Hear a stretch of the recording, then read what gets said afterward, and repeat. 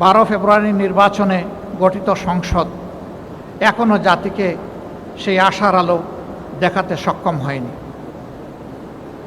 অল্প কিছু পরিবর্তন ছাড়া পুরাতন বন্দোবস্ত আঁকড়ে ধরে এই সমাজ এখনো এগিয়ে যাচ্ছে।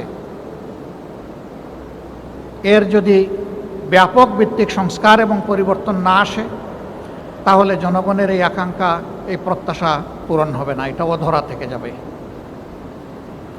এখানে সকল দায়িত্বশীল ব্যক্তিবর্গ আছেন। মাননীয় প্রধানমন্ত্রী থাকলে আরও ভালো হতো, তিনিও সেই কথাগুলো নিজের কানে সরাসরি শুনতে পেতেন।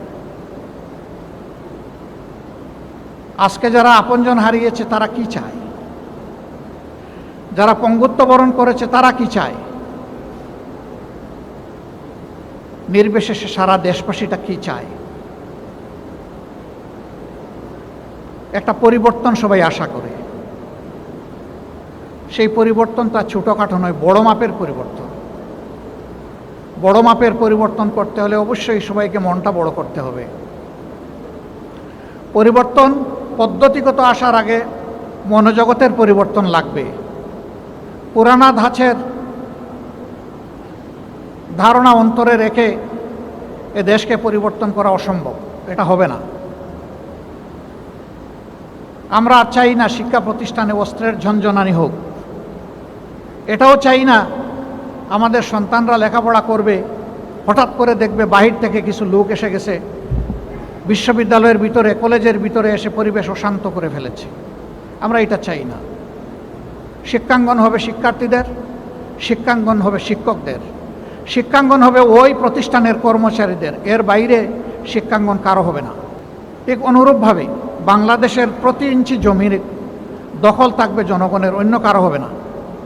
অবৈধ চাঁদা এবং দুর্নীতিমুক্ত সমাজ আমরা গড়তে পারিনি। আমি মাননীয় স্থানীয় সরকার ও পল্লী উন্নয়ন মন্ত্রীকে ধন্যবাদ জানাই। তিনি বলেছেন 4-5টি মাস আমরা অতিক্রম করে এসেছি, আমরা কোনো কিছু পরিবর্তন করতে পারিনি, বরঞ্চ দুর্নীতির প্রবৃদ্ধি হয়েছে। এটি শুভ লক্ষণ, বাস্তবতাকে উপলব্ধি করা। এজন্যই আমি তাকে ধন্যবাদ জানাচ্ছি। রোগের ডায়াগনোসিস হলে তার চিকিৎসা সহজ, কিন্তু ডায়াগনোসিস যদি না হয় তাহলে ওই রোগের সঠিক চিকিৎসা করা সম্ভব নয়। আমি সরকারি দলকে বলবো, দায়িত্ব আপনাদের বেশি, আমরাও দায়িত্বমুক্ত নই। নীতি পলিসি আপনারা ঠিক করবেন, তবে সংসদকে তার কেন্দ্রবিন্দু হিসাবে রাখবেন। তারপরে যাই ঠিক করা হবে কথা এবং কাজের মিল রেখে যেন সব কিছু বাস্তবায়ন হয়। যদি বাস্তবায়ন হয় তাহলে আজকের রচনা প্রতিযোগিতা বলেন, চিত্রাঙ্কন বলেন, দেশব্যাপী আয়োজন বলেন, জনগণের স্বতঃস্ফূর্ত সমর্থন বলেন, সবগুলা সার্থকতা খুঁজে পাবে। আর যদি আগের ব্যবস্থায় এই দেশ চলে তাহলে কার্যত সব কিছু ব্যর্থতায় পর্যবসিত হবে। আমরা ব্যর্থতা চাই না, আমরা হারতে চাই না, আমরা সম্মিলিতভাবে জিততে চাই। এই বিজয়ের বাংলাদেশে বিরোধী দল হিসাবে আমাদের যেটুকু করার আছে আমরা করে যাব ইনশাআল্লাহ। মৌলিক জায়গার সংস্কারগুলো করতেই হবে। ওই সংস্কার না করলে এ সমাজ বদলাবে না। আজকে যারা সরকারি দল, চিরকাল তারা সরকারি দলে থাকবেন না। এটাই গণতন্ত্রের কথা, এটাই গণতন্ত্রের গ্রামার। এ ব্যাকরণ মেনেই চলতে হবে সবাইকে। এমনকি আমি সংসদে বলেছিলাম, আজকে যারা সরকারি দল, বিরোধী দল, এমনও কোনো সংসদ বাংলাদেশে গঠিত হতে পারে এই দুই দলের কেউ এই সংসদে থাকবেন না। এখন যে বাস্তবতা আমরা দেখছি, একসময়ের সরকারি দল, বিরোধী দল এখন এই সংসদে নেই। দেশ থাকবে, সংসদ থাকবে, সমাজ থাকবে।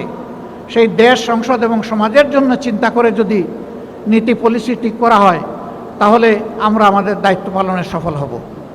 আর দলের মুখের দিকে খেয়াল রেখে দলের স্বার্থ বিবেচনায় নিয়ে যদি দেশ পরিচালনার চেষ্টা সরকারি দল করেন, আমি নির্দ্বিধায় বলতে পারি আবার তারা ব্যর্থ হবেন।